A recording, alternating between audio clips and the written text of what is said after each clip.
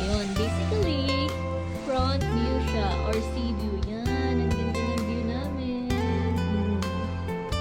So, ayan. Pwede kayo lumabas dito. Painit nga lang. Ayan.